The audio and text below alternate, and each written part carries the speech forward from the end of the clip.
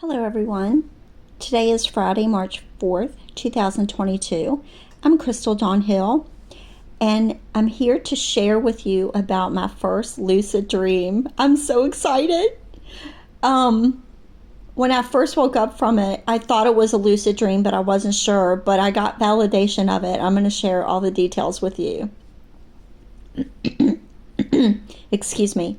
So, I have subscribed to the channel called Healing Meditation Music for quite some time, and I built my own playlist comprised of my selections that I chose that I resonate with. And the channel disappeared temporarily. I'm not sure what happened because the user doesn't interact with her audience. She just does the recordings. But assuming it's a she, I'm not even sure about that. But anyway, so the other night I felt inclined to start sleeping by her music because I had just recently bought a speaker for my phone, so I'm able to enjoy the sounds more richly and everything. So the other night I was going to play the music, my playlist, and the channel was gone. So thankfully it came back, and I started using the music the night before last. So when I woke up yesterday morning, I had felt so rested and everything, and so I decided to play the music last night as well. So this dream that I had, I was in a room that looked similar to the bedroom that I shared with my second husband when I first dreamed about my divine masculine. This was 20 years ago, and my divine masculine and I only met 3 years ago. So, the room wasn't exactly the same, but it looked very similar in my dream last night. So in the dream, I felt like I either had like a security guard that kept watch outside my room, or I was being held like in a medical facility or whatever, and I don't even know what that was about, or at least I didn't know it at the time I woke up. I'm starting to figure it out now. So I had called for the guard to retrieve my divine masculine. I don't know what role he was playing, that he was in charge of this facility where I was, or he was in another room and I had asked him to come to me. I don't even know that either. But while the guard was going to retrieve my divine masculine, my waking 3D self stepped into the dream with me in my consciousness and alerted me to straighten up my clothes and make my bed and everything. And I was in this sense of urgency or alarm when I was waiting for him. And my 3D sleeping human that was having this dream also felt that sense of alarm and urgency. And I stepped into the dream and was having her straighten everything up. And I was looking in a mirror, and I was wearing the same clothes that I'm literally wearing right now, like my pajamas. The only difference was the sweatshirt in the dream was draped over the back of my couch where I sleep. But the pajama shirt underneath and the pajama pants were the same. Well, actually, the pants, I don't work or go out of the house much, so like I have a pair of pajama pants that I sleep in that are cooler, and then during the day I wear flannel pajama pants. So I couldn't see the pants I was wearing, but I know it was one or the other of those pairs. I'm not even sure. But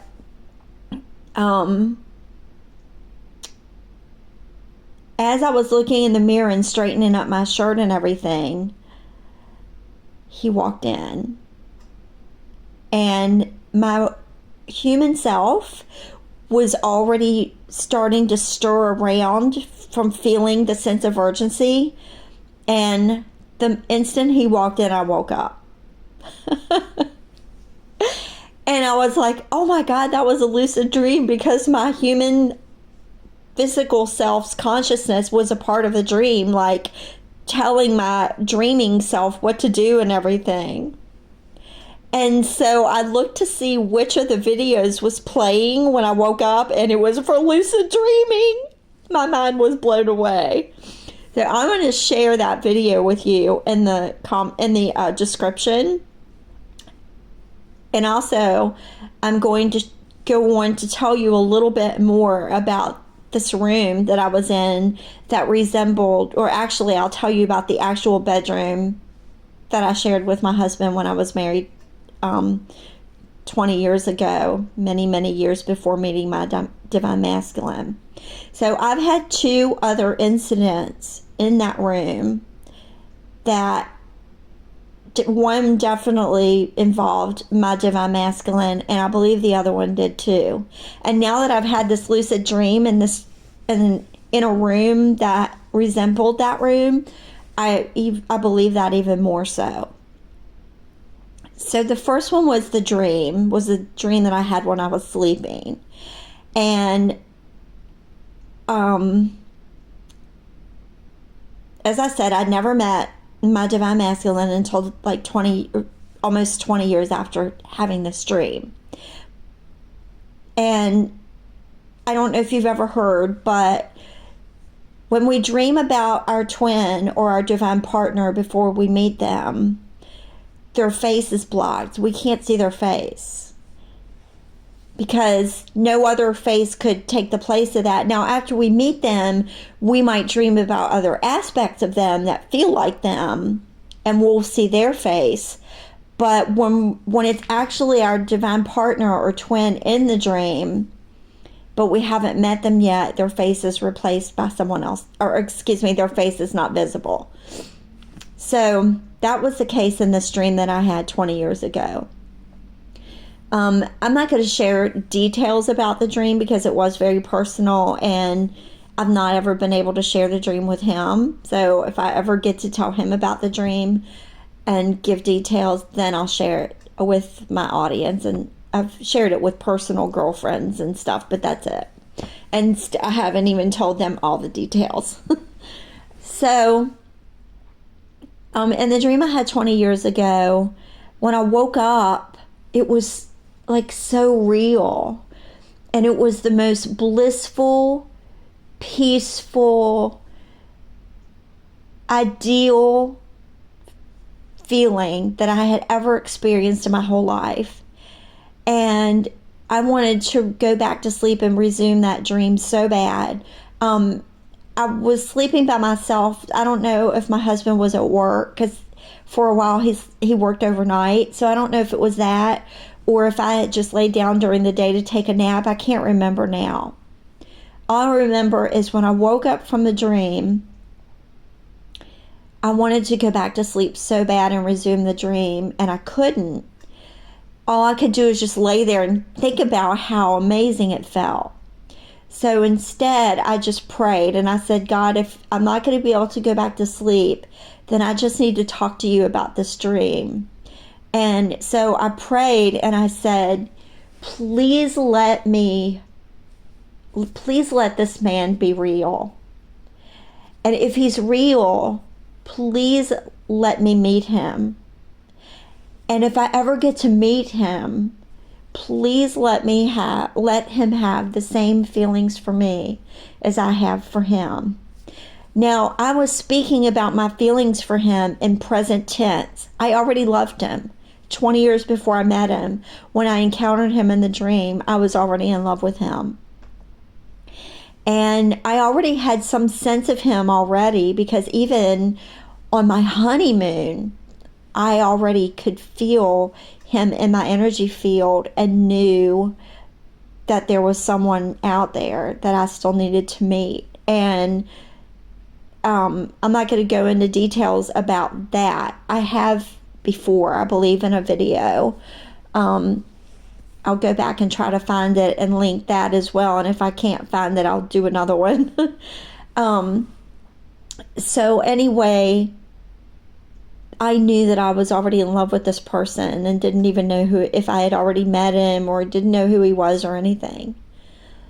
And so that feeling from that dream lingered with me for the rest of my life until I met him, and then I knew it was him. The instant I met him, I knew who he was. The other incident that took place in that room was a waking experience, and I shared a little bit about that in my interview on Soul Speaks 5D. And I won't link that because the interview was an hour long, and I had bad reception and everything. So if anyone wants to see it, they can request it and I'll share it with them. But I'm not going to link it. It's too much to go into. So anyway, in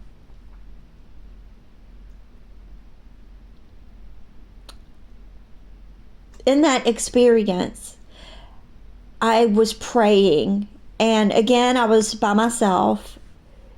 I don't remember whether that was at nighttime or during the day either, probably at night, because I was saying my bedtime prayers. And I was guided to get out of bed and get on my knees, which I did if I really felt deeply connected with God and really, my need was really deep and I needed him to hear me. I would get on my knees, but I didn't always get out of bed and on my knees to pray, just sometimes. So I got on my knees and I didn't feel like it was enough. I didn't feel like I was humbling myself enough. So then I crouched down and prayed with my elbows on the floor, and that wasn't enough either. So I got out in front of the bed and sprawled out face down on the floor. And I shared this with a pastor shortly after it happened, and he told me that's called prostrate, not prostate, but prostrate position.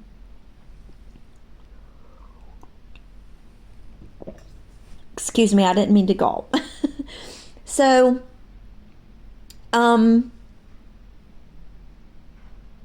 when I got down in this position, face down on the floor, I was like semi-unconscious, but I was still aware, kind of lucid. And I felt this presence with me in the room, and it whispered in my ear, ascension, ascension. And I was out, like it was just, I guess I was getting downloaded or whatever. But it was like 15 minutes long, and when I got up, I didn't know if it was like an extraterrestrial or a spirit guide or what, because I hadn't learned about twin flames yet. So I didn't correlate it with that. I just thought it was some kind of a celestial being or something. So when I got up, I was very weak and I had to pull myself up by the bed. And I sat on the bed and kind of got my stuff back together. And we had just recently gotten a computer, so I went to the computer and looked up ascension. Now, I already was familiar with that word from the Christian belief, but not in the New Age type way that we refer to it in the spiritual community. So I looked it up and I found all this information on twin flame. And that's as far as I'm going to take that story, because I'm not going to go all into my discovery of twin flame. I just wanted to share that for the purpose of the story about the experience that I had in the room. But after having this lucid dream this morning, and that room looking so similar to the bedroom that I shared with my husband, I'm thinking that was my divine masculine in that room, because after I met him, I had a sort of experience, like a dream or something, where I was in that room and there was a chair in the corner, which there was no room for a chair in the corner.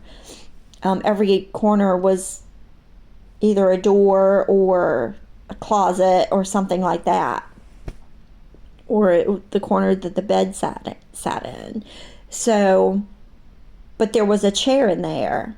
And, well, actually there was a little chair in one corner, but this was a larger chair in the dream, and it was much larger, and it was in a corner just behind the door. So, or where the door actually is. So, my divine masculine was sitting in that chair communicating to me as I slept. So, I really hadn't planned on going into all that about the other experiences in that room, but I just felt inclined to share it for the purpose of connecting that room for some reason with my divine masculine. And what I believe it is that he's been very present with me when I was with other partners as well.